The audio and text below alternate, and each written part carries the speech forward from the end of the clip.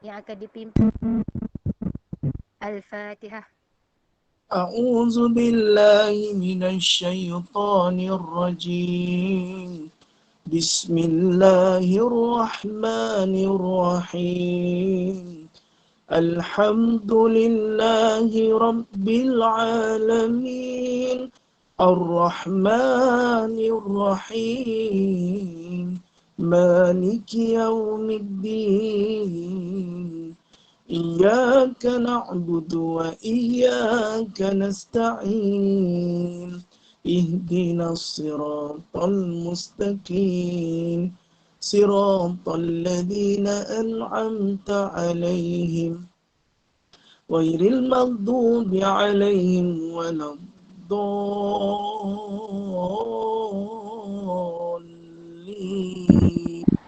آمين. Amin, amin, amin ya Rabbal Alamin. Seperti biasa, para jemaah yang dikasihi, diingatkan supaya supaya tidak ada sebarang gangguan. Sekiranya ingin membuka kamera, hendaklah berada dalam keadaan menutup aurat, sopan. Dan sekiranya ingin mengajukan sebarang soalan, hendaklah kemukakan soalan di penghujung kuliah. Atau sekiranya Ustaz membuka ruang untuk bertanya. Semoga majlis dapat berjalan dengan lancar dengan izin Allah Subhanahu Wa Taala. Jadi untuk tidak membuang masa lagi, sukacita saya menyerahkan kepada Al-Fadil Ustaz. Tafadhal mashkura. أعوذ بالله من الشيطان الرجيم بسم الله الرحمن الرحيم السلام عليكم ورحمة الله وبركاته الحمد لله رب العالمين والصلاة والسلام على إشرف الأنبياء والمرسلين وعلى آله وصحبه أجمعين سبحانك لا علم لنا إلا ما علمتنا إنك أنت العليم الحكيم رب اشرح لي صدري ويسر لي أمري واحلل عقدة من لساني يفقه قولي أما بعد فيا عباد الله اتقوا الله أوصيكم وإياي بتقوى الله فقد فاز المتقون قال الله تعالى في كتابه الكريم أعوذ بالله من الشيطان الرجيم يا أيها الذين آمنوا اتقوا الله حق تقاته ولا تموتن إلا وأنتم مسلمون Sadaqallahul Azim. Wahai kamu orang-orang yang beriman, bertakwalah kamu kepada Allah dengan sebenar-benar takwa dan janganlah kamu mati melainkan kamu mati sebagai seorang Islam. Alhamdulillah, subhanallah yang saya hormati seluruh saf pentadbiran Gema Yasin, Gema Nur Iman yang saya muliakan, sahibul fadilah, tuan-tuan imam, tuan-tuan Bilal, alim ulama, tuan-tuan guru dan seterusnya yang saya kasihi, ayah-ayah, ibu-ibu yang dirahmati Allah Subhanahu Wa Taala. Apa khabar semuanya, sihat ke? Alhamdulillah. Didoakan mudah-mudahan semuanya sihat, semuanya dalam keadaan yang baik dan bahagia di samping keluarga. Dan terima kasih juga moderator kita pada pagi ini, iaitu Kekanda Amnira.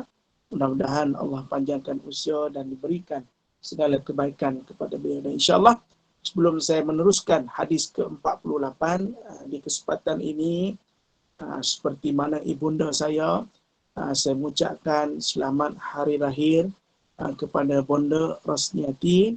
Mudah-mudahan Allah panjangkan usia, Allah memberikan keberkatan dalam hidup, dan kami doakan mudah-mudahan dapat membantu kami dalam mendekatkan lagi dengan Allah dengan memperbanyakkan lagi majlis-majlis ilmu. Dan kami doakan juga semoga Bonda Ros Allah kurniakan syurga suatu hari nanti di akhirat kelak.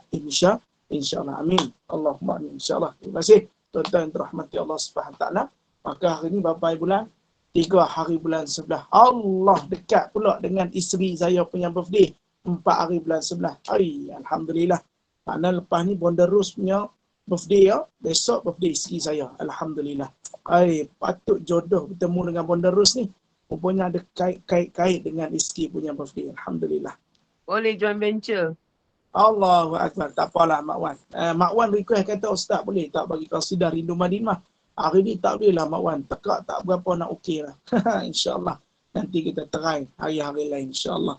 Dan hari ni kita masuk pada tajuk 48 Bonda Nori ni ada kitab, sila buka muka surat 81 dan juga pada hadis ke-48 babu manda'a li sahibihi an aksir malahu wa waladahu. Bab pada menyatakan orang yang berdoa bagi sahabatnya agar Allah Ta'ala membanyakkan hartanya dan anaknya. Maka boleh tak kita doakan untuk sahabat kita supaya hartanya semakin bertambah. Harta ni ibarat rezeki lah tuan-tuan. Ada kalanya kita ni jenis kedekut nak berdoa. Ada kalanya kita ni kedekut nak keluar suara. Ada sampai satu saat kita nak doakan orang lain pun payah. Patut kita kena berdoa kepada orang lain supaya apa tuan-tuan? Ibu-ibu yang dirahmati Allah, supaya malaikat mendoakan kita. Tapi kita kata, Ustaz, kalau saya doakan dia murah rezeki, banyak rezeki. Macam mana saya? Kalau saya tak dapat tapi dia yang dapat, janganlah khawatir. Kerana Allah dah janji, malaikat akan mendoakan bagi mereka yang mendoakan saudara muslimnya yang lain. Sebab tu, kalau kita tengok orang tu tengah naik basikal, kita doa, Ya Allah, Ya Tuhanku, kurniakanlah padanya motor agar dapat pergi lebih baik untuk pergi tempat kerja. Ataupun kita tengok orang tu rumahnya, orang kata apa, rumahnya usang. Doa padanya, Ya Allah, Ya Tuhanku, bertambahkanlah rezeki padanya, Ya Allah, agar dia dapat hidup lebih yang selesa. Maka tak jadi kesalahan bagi kita untuk berdoa bagi orang lain. Dan kita minta pada orang lain, Allah juga, supaya bagi mereka zuriat yang soleh dan solehah. InsyaAllah. Dan pada hadis ini disebutkan, Haddasana Musa bin Ismail qala haddasana Sulaiman bin Mughirah an Sabitin an Anasin radhiyallahu anhu qala dakhaltu ala Nabi sallallahu alaihi wasallam yawman wa ma huwa illa ana wa ummi wa ummu haramin khalati iz dakhala alaina faqala lana ala usalli bikum wa zaka fi ghairi waqti salah. Faqala rajulun minal qawm fa'ina ja'ala an-nasan minhu. Faqala ja'alahu an yaminihi summa salla bina summa da'alana ahlal baiti bi kulli khairin min khairid dunya wal akhirah. Faqalat ummi ya Rasulullah wadimuka ud'ullaha lahu fada'ali bi kulli khairin kana fi akhiri du'aih an qala Allahumma aksir malahu wa waladahu wa barik lahu. Daripada Anas bin Malik radhiyallahu an, beliau telah berkata, aku telah masuk bertemu Nabi sallallahu alaihi wasallam pada suatu hari, dan masa itu tiada seorang pun melainkan aku, ibuku dan Ummu Haram, iaitu ibu saudaraku dari sebelah ibu. Apabila Nabi sallallahu alaihi wasallam menemui kami, lalu baginda telah bertanya, apakah sebaiknya aku bersolat dengan kalian? Maka kata Rasulullah, nak solat dengan siapa? Maknya Anas bin Malik dan juga Ummu Haram. Haram ni adalah saudara sebelah ibu Anas bin Malik. Maka Nabi ajak mereka ni solat sekali. Maka diorang pun, sedangkan waktu itu bukan waktu solat fardu. Lalu telah berkata seorang lelaki daripada kami, lalu di mana mahu ditempatkan Anas? Maknanya Rasulullah ajak bersaudara. Rasulullah ajak solat berjemaah. Maka ditanya Rasulullah, tak ke mana untuk Anas ni? Sedangkan dia ada dua perempuan, satu lelaki. Maka hukum ni terjadi dalam peristiwa ni lah, ibu-ibu yang dirahmati Allah. Maka orang lelaki tu tanya, ya Rasulullah, yang Anas ni nak letak dekat mana? Sebab jemaah belakang itu adalah perempuan ibunya Anas radhiyallahu an, dan juga siapa tu? Maknya, mak saudara belah ibu dipanggil Ummu Haram. Maka Rasulullah menjawab, tempatkan dia di sebelah kanan. Maknanya Rasulullah ditanya Rasulullah, kalau ada seorang lelaki, dua jemaah perempuan, mana jemaah lelaki yang seorang tu nak berdiri belakang Rasulullah ke nak duduk kat mana? Maka Rasulullah kata duduk belah kanan Rasulullah. Begini. Macam mana? Macam ni lah. Mana ni Rasulullah, ni Anas. Sebab apa berdua? Kalau bertiga, maknanya dua-dua dekat belakang. Faham? Ada orang, dia kata, Ustaz, kalau kami duduk kat sebelah, dia ada duduk kat sebelah, solat berdua, lepas tu kami nak suruh dia ke belakang, macam mana Ustaz? Ada kata sentuh bahu, ada kata tak payah sentuh bahu. Cukup hanya sekadar takbir. Mak faham tak? Ni hadis ni menunjukkan hukum bila mana lelaki salat dengan lelaki. Mana lelaki tu yang Anas tadi duduk sebelah kanan Rasulullah. Mana jemaah tadi adalah ibunya dan juga makcik saudaranya duduk di belakang Anas bin Malik radhiyallahu anhu dalam keadaan sama-sama safnya. Maka itu dia. Sebab tu hukum ni terjadi. Maka kalau perempuan, lelaki, suami isteri macam mana? Suami isteri mesti di belakang. Faham? Di belakang. Kena jelas tuan-tuan. Maknanya kalau isteri dengan anak, dua-dua perempuan, isteri tu dekat belakang suami, anak tu di belakang, di tepi isteri. Jangan anak pula belakang suami. Suami kat belakang isteri. Kalau kita solat dengan anak-anak, maksudnya anak kita semua perempuan. Lepas tu yang jadi imam tu lelaki. Maknanya suami kita, mana sajadah ibu tu duduk berhampiran dekat belakang ayah. Yang anak kiri kanan. Jangan anak pula belakang ayah. Maknanya kejadian ini berlaku, maka terletak hukum itu pada Rasulullah sallallahu alaihi wasallam. Maka kalau kita nak berjemaah laki-laki saja, maka laki yang duduk di sebelah kita tu kenalah hampir dengan kita. Maknanya tidak kakinya melebihi tumit imam tadi.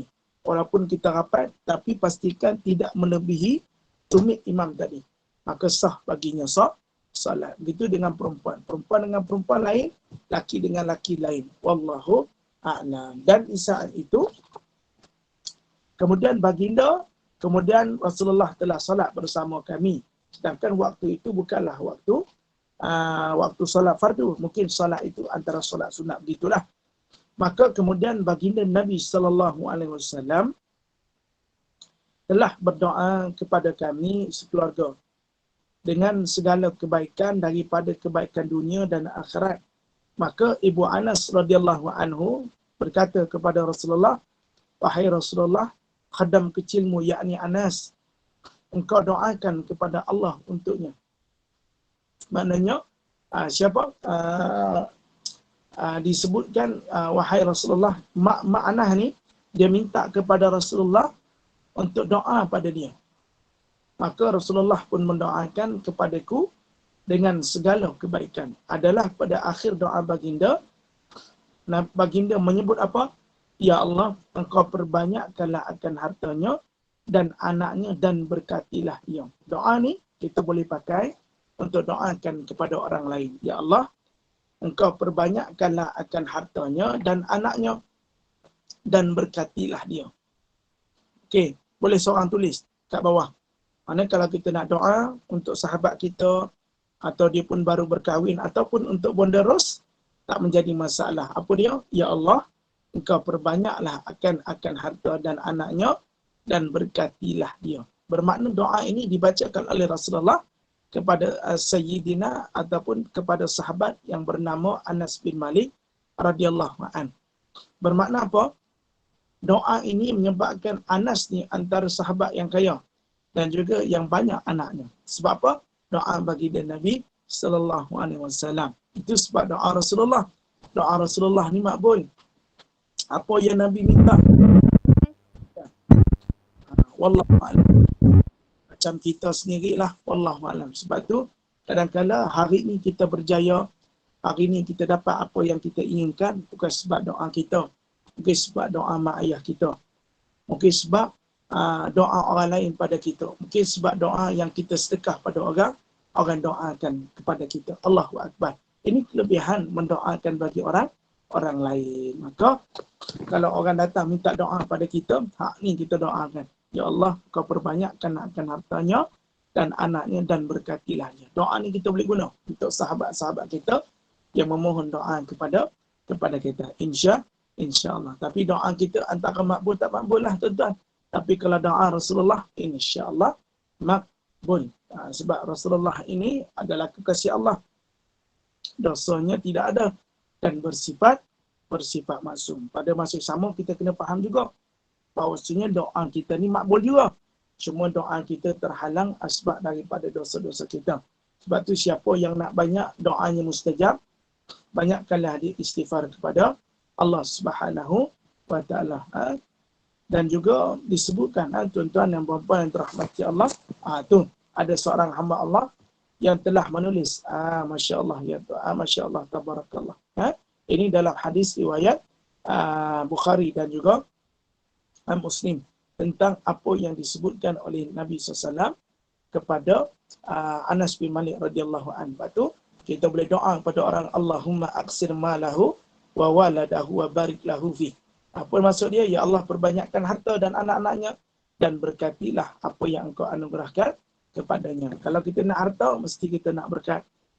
Kalau kita nak anak, mesti nak anak-anak yang baik. Maka anak-anak yang baik itu datangnya daripada keberkatan. Masya Allah, tabarakallah. Terima kasih yang menuliskan doa ini. Maka kita boleh doakan buat sahabat-sahabat kita yang minta doa kepada kita. Sebaik-sebaik doa itu adalah mereka yang tidak mengetahuinya. Allahu Akbar. Seronoknya doakan orang tetap. Hati kita jadi lapang. Sebab apa? Kalau kita doakan jadi ahli syurga lagi bagus, tuan-tuan. Ya Allah, ya Tuhanku, kau jadikanlah dia ahli syurga. Oi, seronoknya. Ya Allah, ya Tuhanku, jadikanlah dia orang yang mendapat hidayah daripada Allah. Oi, lagi seronok, tuan-tuan. Maka kita doa ke orang lain ni, Allahu Akbar. Hati kita rasa sejuk. Hati kita rasa lapang. Sebab apa kita doa? Sebab tu, tuan-tuan, ibu puan rahmati Allah. Saya ni, kalau dekat masjid, biasa saya berkuliah ke apa, lepas saja kuliah Isyak tu, kadang ada seorang-seorang haji, datuk-datuk, dia huluk duit, tuan-tuan. Dia huluk duit kat saya, tapi dia salam. Saya tak tengok duit tu berapa ringgit. Tapi saya masuk poket lah. Saya lepas saya masuk poket, saya doa, Ya Allah, ya Tuhanku, kau panjangkan usianya, kau tambahkan rezekinya, Ya Allah. Kau berikanlah kebahagiaan dalam rumah tangganya, Ya Allah, dan kau kurniakan syurga. Saya biasa doa tu, ibu. Jangan kita doa lama-lama, nanti kita lupa. Orang bagi, ibu ambil satu masa, terus doa bagi dia. Allahu Akbar.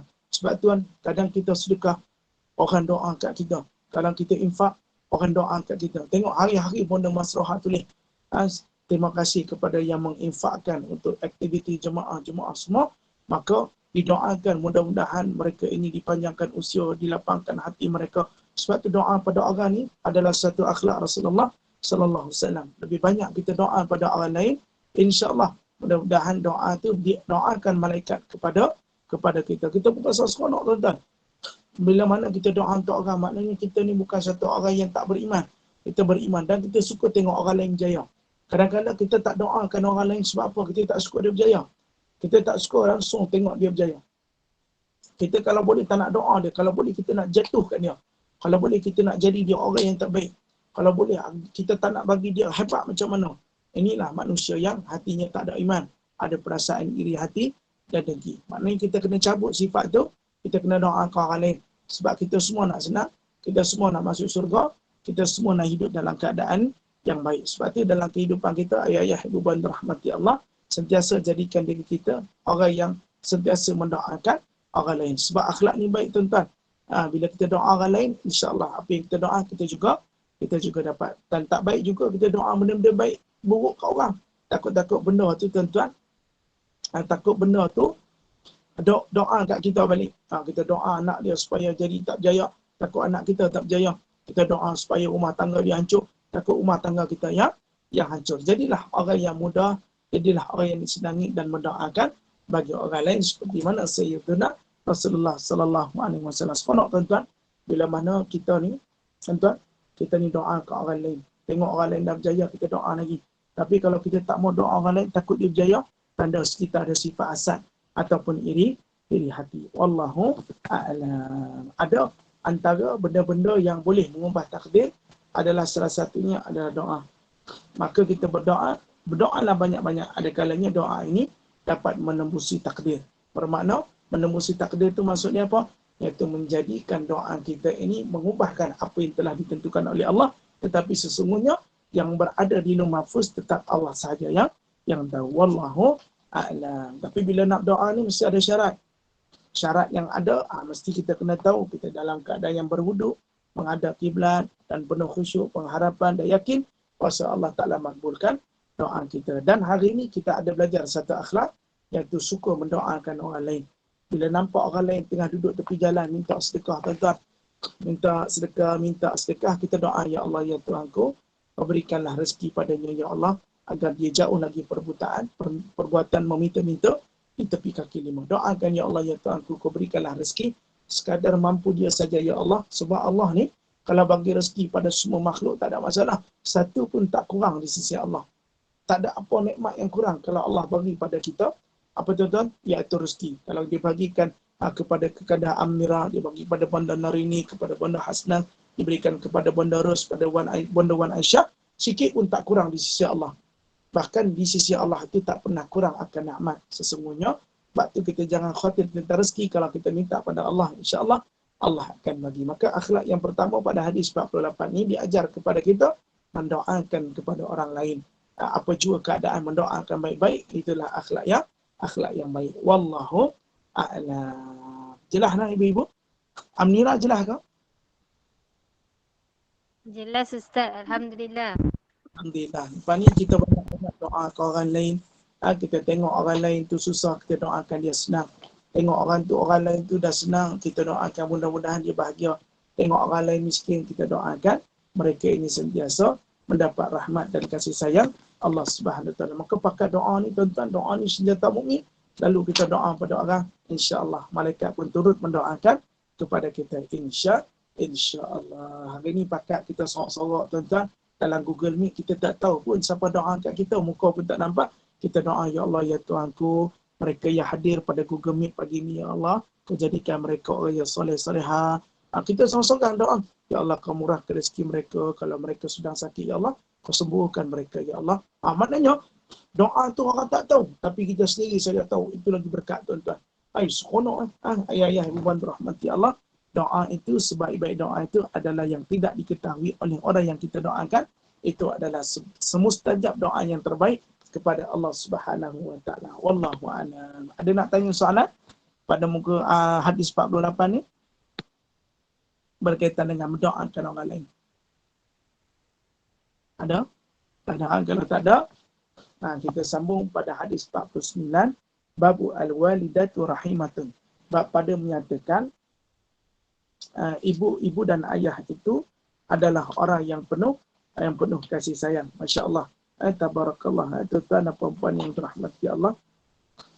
Apakah yang disebutkan? Haddatsana Muslimu bin Ibrahim qala haddatsana bin Fadalah qala haddatsana Bakr bin Abdullah Muzanni an Anas bin Malik radhiyallahu anhu ja'at amra'atun ila Aisyah fa'atha Aisyatu salasata tamaratin fa'atat kulla sabiyyin laha tamratan wa amsakat li nafsiha tamratan fa'akala as-sibyanu at-tamratani wa nazara ila ummihima fa'ammadat ila at-tamrati fashaqqatha fa'atat kulla sabiyyin nisfu tamratin faja'a an-nabiy sallallahu alaihi wasallam fa'akhbarathu Aisyah faqala wa ma yu'jibuka min dhalik laqad rahimallahu bi rahmatiha sabiyaha. Sahih. Daripada Anas bin Malik radhiyallahu an, seorang perempuan telah datang kepada Aisyah radhiyallahu an memberikan kepada 3 butir tamar.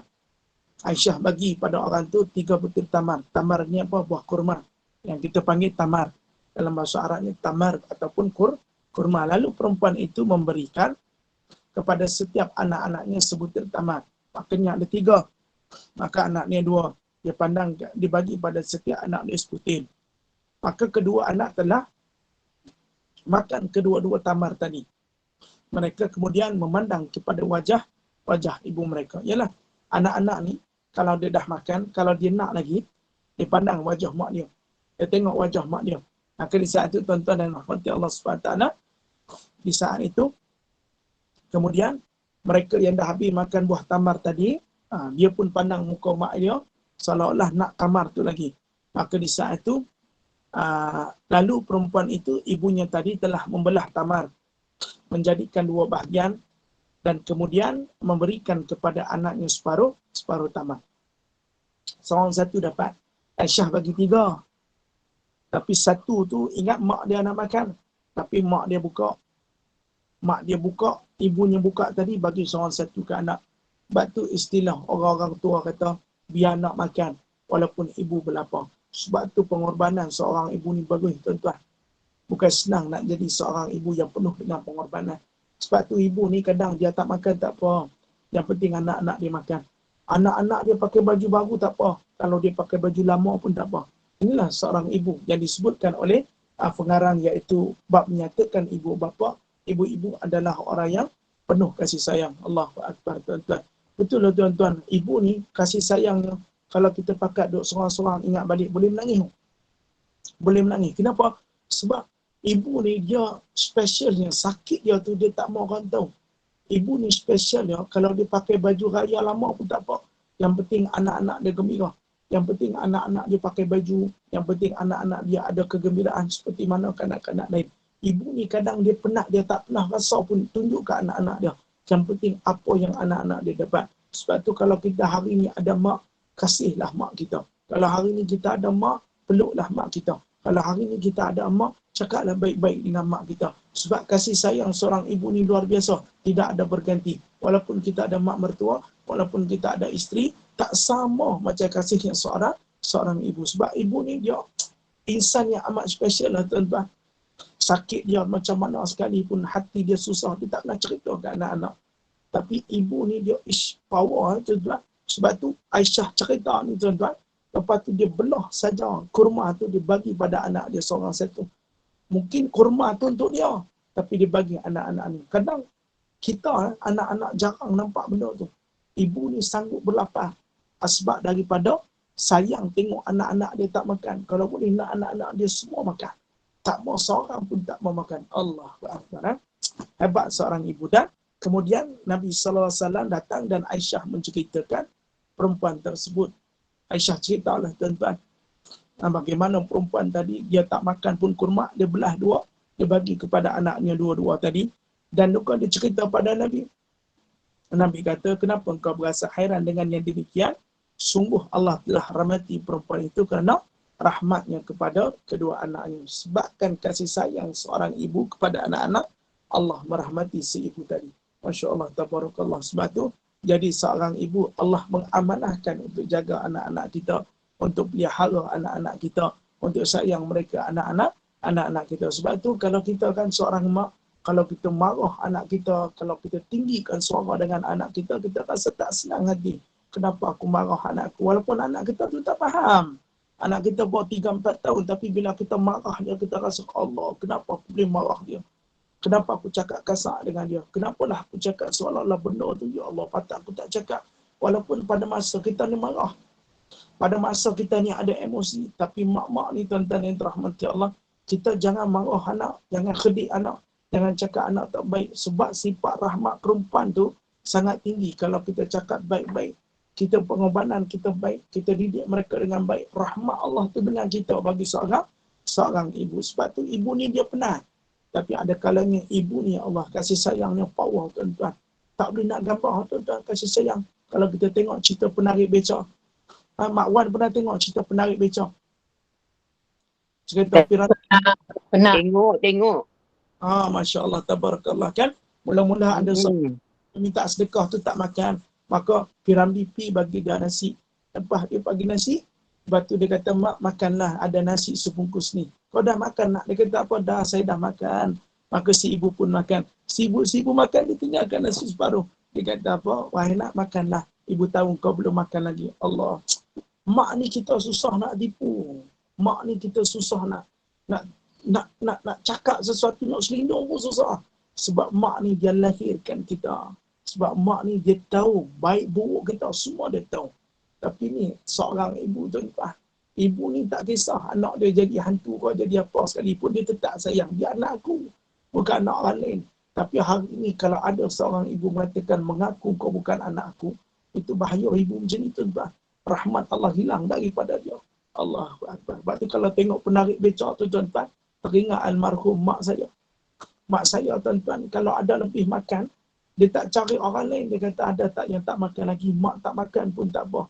Allahu Akbar. Walau anak-anak ni kadang dia tak tahu mak dia bukan menipu sebab tak sayang. Mak dia menipu Ada kala mak ni sakit, dia kata tak apa, mak okey. Ada kala maknya lapar sampai perut kerok. Inilah dikatakan oleh Nabi SAW, seorang ibu ni penuh dengan kasih sayang. Asbab kasih sayang seorang ibu tu, Allah merahmati atas apa yang dilakukan. Sebab tu, ibu-ibu yang dirahmati Allah, tahniah kalau ibu-ibu sayang kepada anak-anak, ibu-ibu buat terbaik untuk anak-anak. Saya sebagai menganggap ibu-ibu semua seperti ibu saya, terima kasih kerana menjadikan kami inspirasi untuk hidup dalam keadaan yang baik. Maka sama-sama kita sayang ibu. Kalau ada ibu, pindah ziarah, peluk cium semua. InsyaAllah. Macam Bonda Norini, Masya Allah. Mak Bonda Norini umurnya dah 80 lebih. Allahu Akbar. Masya Allah. Tabarakallah. Seronok tengok. Hak ni kita boleh peluk, hak ni boleh cium. InsyaAllah. Wallahu'alam. Mudah-mudahan kita semua dapat apa yang disebutkan kasih sayang Allah itu dapat kepada seorang ibu seandainya dia menyayangi seorang anaknya. Tapi kalau derhaka kepada anaknya, laknat Allah ke atas ibu tadi. Wallahu a'lam. Jelas ya, tuan-tuan dan puan yang dirahmati Allah. Yalah, tak dinafikan orang yang kat dalam ni mungkin masih ada mak, ada yang telah meninggal mak. Tapi walaupun mak kita dah meninggal, kita tak pernah terputus hubungan. Kerana doa itu adalah pertalian kita dengan orang dalam kubur. Selalu doa untuk arwah mak, insya-Allah akan mendapat sesuatu yang baik kepada mereka yang berada di dalam kubur. Wallahu a'lam. Kita masuk hadis yang ke-50. Ada yang nak tanya soalan pada hadis yang berkaitan dengan sebaik-baik wanita itu, sebaik-baik ibu adalah orang yang penuh kasih sayang. Ada yang nak tanya soalan? Wallahu a'lam. Kalau tak ada, kita teruskan lagi hadis yang ke-50. Hai, bagus kan? Saya sebut kalau tak ada soalan tu jelas lah. Alhamdulillah. Hai, ibu-ibu, saya tahu. Ibu-ibu kadang-kadang tipu anak-anak. Ibu-ibu susah, tak ada duit macam mana. Ibu-ibu tahan, tak mau cerita anak-anak. Yang penting anak-anak senang pergi belajar sekolah. Ini bagusnya ibu-ibu ni. Allah Akbar. Mudah-mudahan ibu-ibu semua Allah kurniakan rahmat dan kasih sayang. Sebab kasih sayang kepada anak-anak. InsyaAllah, amin. InsyaAllah, mudah-mudahan. Dan disebutkan juga pada hadis yang ke-50, babu kublati sibyani, bab pada menyatakan mencium kanak-kanak. Haddatsana Muhammad bin Yusuf qala haddatsana Sufyan an Hisham an Urwata an Aisyah radhiyallahu anhu qalat jaa a'rabiyyun ila Nabi sallallahu alaihi wasallam faqala atuqabbiluna sibyanakum fama nuqabbiluhum faqala an-nabi sallallahu alaihi wasallam awa amliku laka an-naza Allahu min qablika rahmah. Sahih daripada Nabi sallallahu alaihi wasallam. Daripada Aisyah radhiyallahu anha, beliau telah berkata seorang A'rabi, Aqra bin Hadith, telah datang kepada Nabi sallallahu alaihi wasallam, lalu dia berkata, apakah kalian mencium anak-anak kalian? Cium anak-anak kalian, sedangkan kami tidak mencium mereka. Lalu Nabi sallallahu alaihi wasallam bersabda, aku tak ada kuasa menahan menghalang. Jika Allah mencabut daripada hatimu akan rasa kasih sayang. Kita boleh cium anak-anak tak tuan-tuan? Boleh. Ciumlah dia. Tapi jangan cium pada mulut. Cium pada mulut ini menyebabkan anak-anak itu mengalami sakit kalau waktu kecil. Sebab mulut kita ni ada kuman. Hembusan karbon dioksida yang kita hirup dan kita lepaskan. Bila kita cium anak-anak kita pada mulut, boleh datang penyakit. Tuan-tuan rahmati Allah. Maka kita cium tak anak kita cium. Kita cium dahi anak kita. Kita cium pipi anak kita. Kalau boleh kita sayang anak-anak kita. Sebab cium dengan seorang ibu dan ayah ni kepada anak kita, tanda kasih sayang kita. Wallahu a'lam. Tuan-tuan dan puan rahmati Allah. Sedangkan A'rabi tadi kata, Aqra bin Habis kata apa? Kami ni tak cium. Maka Nabi kata, jika Allah telah mencabut daripada hatimu, akan rasa kasih sayang. Antara kasih sayang seorang ibu adalah mencium anak-anak mereka dengan kasih sayang. Cuba bayangkan, kita tengok waktu kecil, dia cium-cium anak tu. Sebab apa sayang? Sebab apa rasa geram, rasa rindu. Sebab tu kita cium. Cium ni bukannya tanda kita nak buat sesuatu tak baik, tetapi sebab kasih sayang seorang ayah kepada ibunya kepada anak-anaknya. Wallahu a'lam. Tuan-tuan, adakah seorang isteri boleh dicium oleh suami? Boleh. Kalau nak pergi kerja, cium pipi kanan dan juga cium pipi kiri. Hak dia tak ada masalah, tuan-tuan. Tetapi dalam bulan Ramadan hukum dia makruh kerana perbuatan tersebut menimbulkan syahwat. Wallahu a'lam. Maka jangan kita tak cium anak-anak kita, cium. Nak pergi sekolah, cium. Tapi kalau orang lelaki nak cium anak-anak, pastikan misai mesti kena trim dulu. Takut cium anak kita kat pipi nanti kita punya misai itu tajam. Kesian anak-anak rasa tajam pula dok cium kita. Allahu akbar.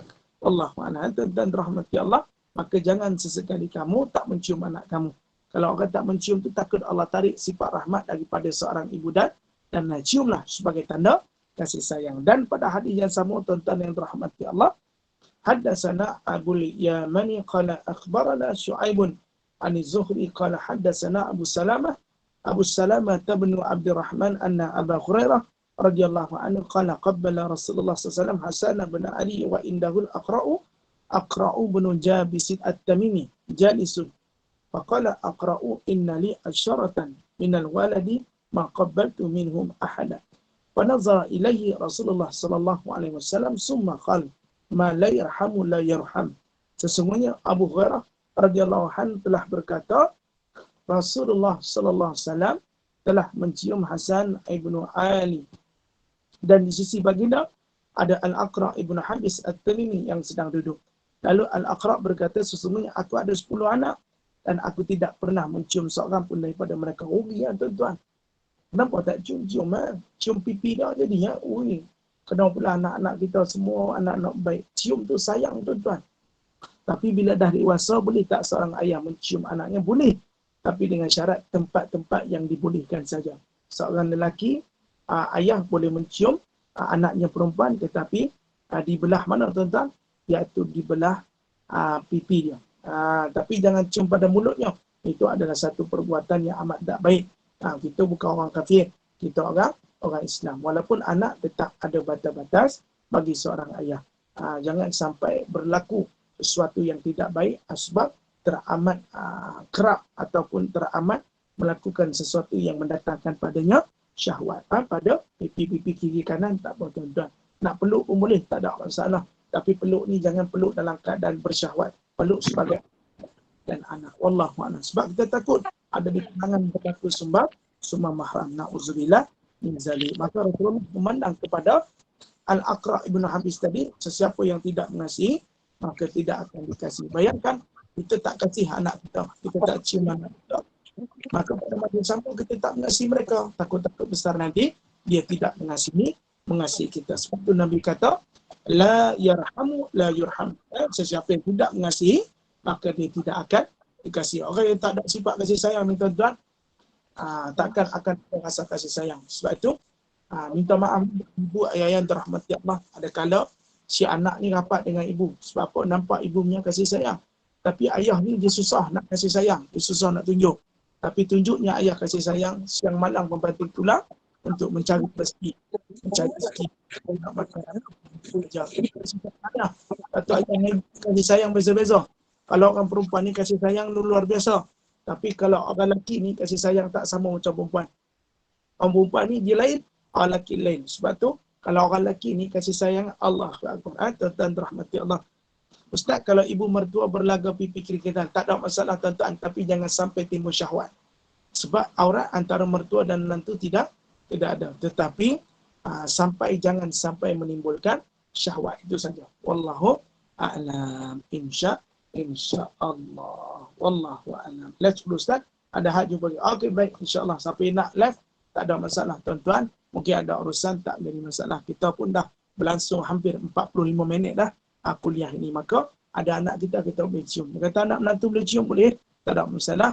Tapi cium itu jangan sampai menimbulkan syahwat. Kalau mak mertua kita tu jenis lawa, tuan-tuan, kita ni duk tengok melilak-lilak tak boleh, semak lawa sangat. Cantik daripada anak, maka elakkanlah daripada berpeluk ataupun berlaga pipi. Takut menimbulkan syahwat. Bila syahwat saja, maka hukumnya berdosa. Wallahu a'lam. Okey, itu hadis yang ke-50 berkaitan mencium anak. Maka mencium anak ni boleh tak dalam Islam? Boleh. Tapi mencium anak ni ada batasnya. Bila dah dewasa, lihat pada ciuman. Kalau mendatangkan syahwat, elakkan daripada bercium. Hanya sekadar memberikan anak cium tangan kita saja. Isteri tak buat tuan-tuan, kita cium pipi. Tapi kalau cium pipi isteri itu tuan-tuan, ada kalau depan anak pun tak bagus tuan-tuan. Takut nanti anak jadi satu simbol yang tidak baik. Sebab anak-anak ni dia suka tengok perbuatan mak ayah mereka. Wallahu a'lam. InsyaAllah. Jelas ke ibu-ibu?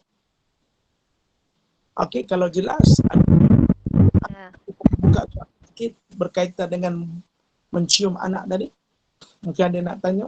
Kalau tak ada nak tanya, saya nak masuk hadis ke-51. InsyaAllah ada masuk dalam 13 minit lagi ni. Ada siapa nak bertanya? Kalau tak ada, kita teruskan hadis ke-81. Dia nak bertanya, mungkin tak ada benda nak tanya. Tapi benda-benda ni, ini ada adab kita tuan-tuan. Memang kadang kita tengok kalau anak-anak tu tak dicium, dia rasa kurang kasih sayang. Tapi kalau anak-anak ni dicium oleh bapaknya, disayangi daripada kecil kan, Masya Allah, anak-anak tu akan rasa penuh disayangi. Wallahu a'lam. Ustaz, cium tangan Ustaz. Kalau macam mana tak faham Amir? Kalau anak-anak cium tangan. Tak apa, bagus. Kalau anak ada dua Cium. tempat. Satu tangan, yang kedua dekat ni, dahi ni. Ni syurga ni. Cium dekat bahagian dahi seorang ibu. Hak sini boleh tuan-tuan. Hak sini boleh kita cium. Tapi jangan cium kat tempat-tempat yang mendatangkan syahwat. Itu lebih baik dielakkan. Wallahu a'lam. Yalah, kita ni tak tahulah zaman sekarang ni kita tengok macam-macam. Ustaz, anak-anak duduk asrama, tak apalah. Kalau sayang anak-anak jauh, doa sebagai ubat. Rindu sebagai ubat, sedekahkan Al-Fatihah kepada mereka. Sampaikan rindu itu bagi anak-anak rasa rindu. Pernah guru kami kata, kalau kita rasa rindu ke anak, macam mana kita nak beritahu anak tu bahawasanya kita rindu pada kita rindu pada dia, kita sedekahkan Fatihah supaya biar Allah rasakan rindu pada anak kita. Bahawasanya mak aku rindu aku ni. Allah yang hadirkan perasaan rindu tersebut. Wallahu a'lam. Okey, jelas tak? Ibu-ibu yang dirahmati Allah. Lepas tu, ialah anak-anak duduk asrama ni, dia dah duduk asrama ni, jumpa kawan, kadang lupa mak ayah. Lupa mak ayah sebab dia dah hidup. Tapi begitulah hakikatnya tuan-tuan. Mereka kena belajar hidup sendiri. Sebab mak ayah ni, bukannya selama-lamanya akan hidup. Ada kalanya akan pergi, meninggal dahulu. Wallahu'alam. Dan kita sambung hadis ke-51. Hadis yang terakhir tuan-tuan. Babu ada bil walidi wa birrihi li waladihi. Bab pada menyatakan adab seorang ayah dan berbuat baik kepada anaknya. Apa katanya? Haddatsana Muhammad bin Abdul Aziz qala haddatsana al-Walidin bin Muslim anil Walid bin Numairi bin Ausin annahu sami'a abahu yaqul kanu yaqulun as-salahu minallah wal adabu minal aba'i ad-da'if al-isnad. Daripada Al-Walid Ibn Umar bin Ibn Numair Ibn Aus bahawasanya dia telah mendengar ayahnya berkata, adalah mereka dia berkata kesolehan itu datang daripada Allah. Nampak? Manusia ni kalau soleh datang daripada Allah. Menjadi orang yang soleh ni datang daripada Allah. Sedangkan adab itu daripada para ayah. Maksudnya Nabi kata apa? Apa daripada Al-Walid kata apa? Adab ni daripada para ayah. Kenapa? Adab ni, akhlak ni kena daripada ayah. Maka ayah ni kena berlaku baik di hadapan anak. Ayah ni kena benda-benda baik ni kena buat pada anak, semua bakat-bakat benda baik. Tak boleh benda tak baik. Sebab takut dijadikan sebagai tiruan oleh anak-anak. Sebab tu anak-anak ni, guru pertama mereka adalah mak ayah. Sebab tu ayah ni kena selalu buat baik pada anak supaya menjadi contoh kepada mereka. Bukan senang kita nak jadi contoh yang terbaik bagi mereka. Tetapi adab ni datang daripada ayah. Perangai itu datang daripada ayah. Sebab tu ayah ni, dia antara satu sifatnya, mesti tunjuk adab yang baik. Akan menjadi ikutan kepada anak-anak. Sebab orang kata kalau ayah ni kuat panah baran, takut-takut pun jadi panah baran. Kalau ayah ni suka buat sesuatu yang tak senang buat kat ibu, takut anak-anak pun jadi ikut.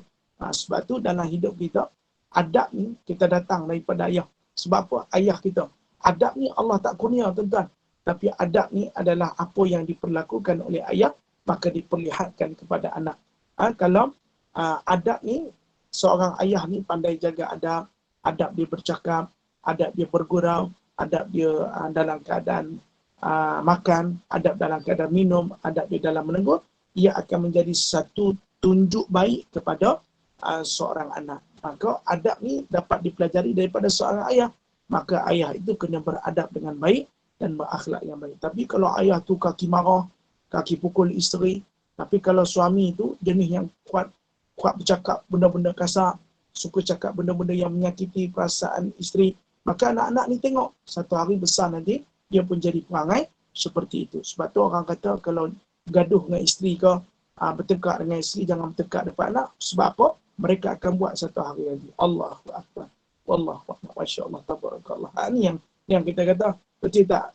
Bonda-bonda semua kalau kita gaduh ke, salah faham suami isteri, jangan tunjuk depan anak. Sebab apa? Nanti jadi anak jadi ikut. Anak akan buat benda yang kita buat. Betul tuan-tuan, saya sokong benda tu. Sebab tu ulama pun kata, adab ni main daripada ayah. Maka ayah ni kena tunjuk adab baik. Jangan tunjuk adab yang tidak baik. Wallahu a'lam. Dan pada hadis di bawah, hadis marfu, haddatsana Muhammad bin Salam qala akhbarana Abdul A'la bin Abdul A'la Qurashi an Daud bin Abi Hinda an Amir anna Nu'man bin Bashir haddatsahu annahu abahu talaqa bihi illa Rasulullah sallallahu alaihi wasallam yahmiluhu faqala ya Rasulullah ini ushiduka anni qad nahaltu an-Nu'man kaza wa kaza faqala akulla waladaka nahalta qala la qala fa ashhid ghairi summa qala alaysa yasurruka ay yakunu fil birri sawa'a qala bala qala fala idzan qala Abu Abdullah Bukhari ash-shahadatu ila Nabi sallallahu alaihi wasallam sahih. Apakah dikatakan dalam hadis tersebut daripada Amir bahawasanya An-Nu'man Ibn Bashir telah menceritakan kepadanya bahawasanya bapanya pernah mengajak menemui Rasulullah, maka dia ayah telah berkata, wahai Rasulullah, sesungguhnya aku meminta engkau menjadi saksi bahawasanya aku telah memberi Nu'man itu dan ini. Dia katalah pada Rasulullah, aku ni nak kau jadi saksi, aku bagi macam-macam pada Nu'man. Lalu Rasulullah bertanya, apakah semua anakmu kau beri? Tidak. Rasulullah bersabda, kalau begitu engkau carilah saksi selain aku. Kemudian Rasulullah bersabda, tidakkah kau suka jika mereka itu sama dalam berbakti? Dia menjawab, bahkan Rasulullah telah bersabda, jika demikian, jangan engkau lakukan itu. Abu Abdullah Al-Bukhari telah berkata, persaksian dari Nabi bukanlah rukhsah yang sahih. Maka, dia suruh jumpa Nabi, dia kata, wahai Rasulullah, aku nak jadi kau saksi bahawasanya aku bagi Nu'man macam-macam. Maka Nabi tanya, kau buat semua ke pada Nu'man? Dia kata, tidak semua ya Rasulullah. Maka takkah engkau suka ya satu, kalau besar nanti Nu'man ni akan berbakti kepada engkau? Maka dia kata, ya benar ya Rasulullah. Maka katanya, jika demikian janganlah engkau lakukan itu. Maknanya, kau sibuk-sibuk tunjuk ke orang bahawasanya engkau dah buat sesuatu pada anak. Tak mau. Sorokkan saja. Anak-anak ni besok besar, dia ada reply. Yang penting kamu tunjuk pada anak saja. Tak perlu tunjuk pada orang lain. Maksudnya, kita buat baik dengan anak. Tak payah cerita ke orang. Kau tahu anak aku bagi, anak aku kau bagi, anak aku bagi sekian. Anak aku kau tahu, anak aku. Tak payah cerita ke orang. Biar menjadi saksi itu adalah Allah. Biar menjadi saksi mata anak yang melihat ini. Tak perlu orang lain. Kalau orang lain pun tengok tak boleh buat apa-apa. Tapi Nabi ajar pada kita tak perlulah kau buat cari saksi-saksi supaya nampak kebaikan kau pada anak. Anak tu sendiri akan nampak kebaikan yang kau buat. InsyaAllah, satu hari kebaikan yang kau tunjuk tu akan mereka reply bila mereka besar nanti. Faham tak tuan-tuan? Sebab tu anak ni bila kita baik dengan dia, kita bagi apa yang semampu kita bagi, besok nanti dia besar, dia ingat apa yang kita buat. Anak-anak ni watching apa yang kita buat. Sebab tu Nabi kata tak perlu saksi-saksi. Tanda-tanda yang kau bagi kat dia apa-apa. Tak ada. Biar dia yang melihat. InsyaAllah dia melihat nanti, dia akan besar nanti, dia akan tahu apa yang ayah buat masa kecil. Hari ni aku nak balas apa yang ayah aku telah lakukan. Masya Allah, tabarakallah. Sebab tu kita tak perlu orang tahu kita buat apa-apa untuk anak. Anak aku ni aku sayang dia macam. Tak cerita ke orang tuan-tuan. Tak payah nak tunjuk pada saksi besok nak cerita. Tak ada tuan-tuan. Kita buat saja, anak-anak kita akan nampak. Baiknya kita, akhlaknya kita, kasihnya kita, kita tunjuk saja. InsyaAllah anak-anak kita akan lihat. Tetapi anak-anak yang tak mengerti akan jasa mak ayah. Na'udzubillah min zalik. Wallahu a'lam. Sebab tu anak-anak menjadi tanggungjawab kita. Bagi yang terbaik pada mereka, tak perlu kita tunjuk pada orang. Tetapi insyaAllah satu hari nanti, anak-anak akan membalas sesuatu yang baik. Dan jadi anak-anak ni jangan kedekut dengan mak ayah. Kalau ada rezeki lebih bagi. Kalau ada rezeki lebih bagi. Jangan kedekutlah tuan-tuan. Kalau kita kedekut nanti, susah pula. Jadi, anak kita tengok, oh rupanya mak aku ni kedekut dengan nenek ngatuk. Mana dia pun satu hari jadi kedekut. Tapi kalau kita tunjuk baik dengan mak ayah kita pun baik, dengan nenek atuk pun baik, tengok ayah dengan nenek atuk pun baik. Macam itulah nak. Esok anak dah ada cucu nanti, tunjuk kat macam mana mak buat pada atuk dan juga nenek. InsyaAllah akan menjadi ikutan kepada anak kita. Wallahu a'lam. Sekadar itu dululah pada hari ini, pagi ini tentang al-adab al-mufrad. Wallahu a'lam. Ada persoalan daripada ibu-ibu yang nak bertanya dan juga ayah-ayah, silakan. Silakan, ada yang nak bertanya? Ustaz nak tanya boleh? Silakan Bon. Ustaz, ni soalan macam, ni soalan lain lah, bukan berkenaan dengan yang Ustaz cakap ni. Cuma nak tanya, mak mertua dengan mak saudara, mana yang kita lebih utamakan? Ustaz hilang ke?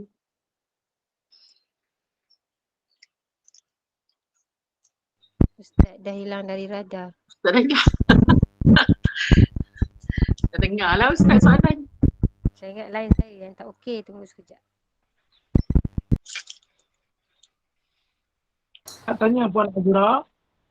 Ustaz, mana kita kena lebih utamakan, mak mertua dengan mak saudara? Mak mertua ataupun mak saudara? Ya, Nak utamakan daripada segi apa? Macam kalau nak caring lah, nak dari segi nak caring dia macam nak bagi duit ke, nak kasih sayang ke, macam itu. Nak balik apa kerap ke, macam itulah. Okay. Yang mana yang lebih utama? Mak mertua ni umpama mak sendiri. Dan tidak ada kewajipan untuk kita bagi duit pada mak mertua. Itu senang. Tetapi alangkah baik silaturahim dijaga kedua-duanya tanpa melihatkan ada keberapaan sebarang kalian tentang keadilan. Maka dua-dua kita baik. Dengan mak saudara kita baik, dengan mak mertua kita baik. Mak mertua tu mak. Mak saudara ni adalah adik-beradik mak kita. Maka dua-dua ini adalah darah daging kita. Dua-dua ini juga ada hubung kait dengan kita. Maka kebaik-baik antara dua-dua. Selain mudah cerita, kita baik dengan orang, semua baik. Nak lebihkan, takut ada yang berkecil hati.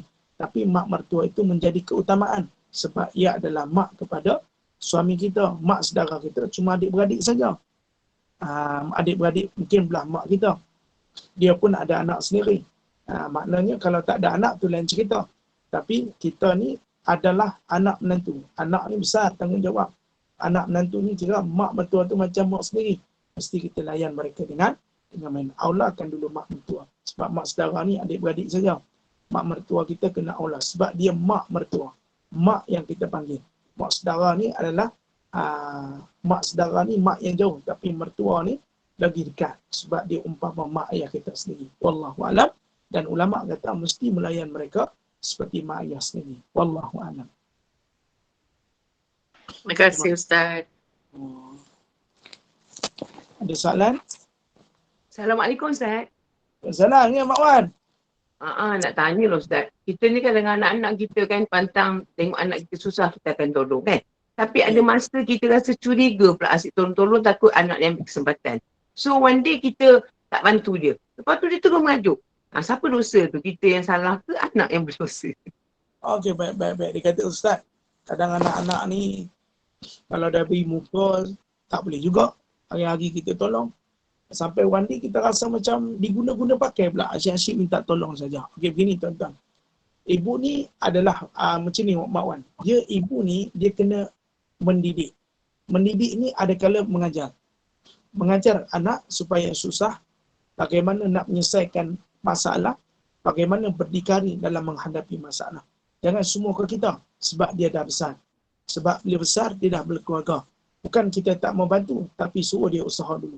Besok dah tersungkup, baru kita bantu. Tapi mendidik anak supaya berdikari itu perlu Mak Wan. Jangan hanya bagi muka, ada kala sampai satu masa dia malah untuk ataupun rajin untuk mencari sesuatu. Dan dia bergantung pada kita sampai bila-bila. Hidup mesti ada ajar anak kita supaya berdikari. Maka kita tak berdosa. Ada kalanya kita mendidik. Melainkan memang tersungkur. Bila kita membantu, jangan membantu saja. Mesti dengan nasihat. Supaya dia mengubah diri dia. Bahawasanya hidup ini pasti panjang. Dan perlu belajar hidup. Bukan hanya bergantung kepada orang lain. Wallahu a'lam. Tapi Ustaz, dia mengajuk dia terus tak berhubung dengan kita. Kalau dia merajuk bukan salah kita. Kenapa dia tak merajuk? Si ibu kalau merajuk, kita si anak kena pujuk. Kalau si anak yang merajuk, kenapa si ibu nak pujuk? Bukan ibu buat salah. Kalau kita pergi pujuk kat dia, takut kita yang salah, takut kita yang takut kita tak ulangi. Tak apalah dia nak merajuk. Dia merajuk, dia yang rasa. Sebab kita mak. Si anak tak boleh merajuk dengan mak. Dia berdosa tak? Dosa lah. Si anak merajuk dengan mak. Dia anak berdosa. Okey, terima kasih Ustaz. Wallahu'alam. Terima kasih. Selesai? Ada soalan lagi? Baik, rasa kekanda Amnira, rasa start. Ya, dah lebih masa ya Ustaz. Okey. Alhamdulillah. Barakallahu fikum. Jazakumullah khairan katsira Ustaz. Okey, apa yang kita dapat hari ini ialah banyakkan berdoa seperti mana doa baginda Rasulullah sallallahu alaihi wasallam kepada Anas dan jadi dengan berdoa juga boleh mengubah takdir dengan izin Allah. Sebaik-baik doa ialah doa yang kita doakan untuk orang lain dan tidak diketahui oleh orang tersebut. Antara doa ya masya-Allah. Antara kasih sayang seorang ibu ialah mencium dan memeluk anak-anaknya. Semoga kita menjadi orang yang berkasih sayang dan mengasihi sekiranya ingin dikasihi dan disayangi. Jadi mudah-mudahan bermanfaat, mudah-mudahan barakah, mudah-mudahan Allah kurniakan limpah rahmat kepada kita. Terima kasih kepada tim Gema Nur Iman. Terima kasih kepada sahabat-sahabat pencinta ilmu yang setia setiap hari. Sebelum menutup majlis, izinkan saya membuat sedikit hibahan kuliah Ustaz. Pada pukul 2 petang bersama Al-Fadilah Ustazah Helen dengan halakah tahfiz kelas hafazan. Pada pukul 5 kuliah asar bersama Al-Fadil Ustaz Abdul Hakim bin Wan Muhammad Noor dengan risalah adab suluki murid. Pada pukul 8 malam kuliah maghrib bersama Al-Fadil Ustaz Khairul Fahmi bin Muhammad Anwar dengan bacaan Yasin, tahlil, doa dan surah Al-Mulk. Pada pukul 9 malam bersama Ustazah Humairah binti Muhammad Saleh dengan tahsin Al-Quran. Dan kuliah terakhir pada pukul 9.15 malam kuliah Isyak bersama Al-Fadil Ustaz Asri Hijrah dengan Hayatus Sabah. Jadi teruslah bersama-sama dengan Gema Nur Iman dengan kuliah-kuliah yang telah disediakan. Semoga memberi manfaat kepada kita di dunia dan di akhirat. Dengan ini saya mohon maaf sekiranya ada sebarang kekurangan dan kesilapan. Yang baik itu datang dari Allah, yang tidak baik itu datang dari kelemahan saya sendiri. Jadi kita tangguh kuliah kita.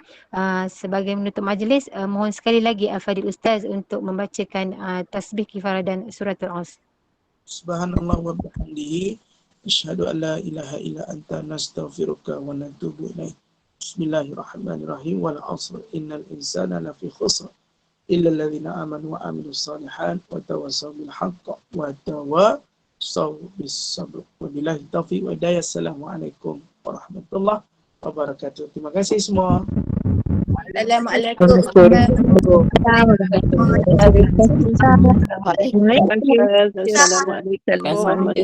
Assalamualaikum warahmatullahi wabarakatuh.